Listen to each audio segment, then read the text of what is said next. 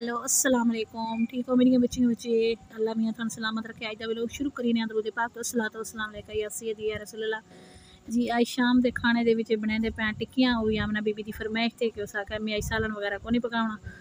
तो पहले सवेर का प्रोग्राम आई तो सवेरे मेरी तबीयत खराब आई नाले गैस चला गया।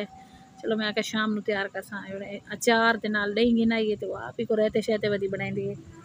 इस तरह रहता नहीं बनाना, इस तरह बनाना। चलो जिस तरह थोड़ी मर्जी मेरे बच्चे अल्लाह मियाँ थानू सेहत देवे सुख देवे थानू भी तो मेरे बच्चों ने भी।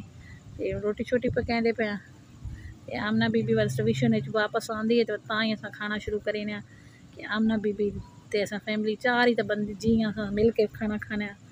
ये हूँ आमना बीबी जी शुरू थी गई तो 5 मिनटा क्या इंशाल्लाह झट हो सी हर शे। अल्लाह मियाँ थानू सलामत रखे तो अल्लाह नसीब करे ना। ये हूँ को मिठा नोश फरमाइंदी पई है, कुल्फियाँ शुल्फियाँ गिनाइए। दुआवां याद रखा करो हमेशा। अल्लाह मियाँ थानू आबाद रखे तो सेहत वाली जिंदगी देवे ईमान वाली। अल्लाह हाफिज़।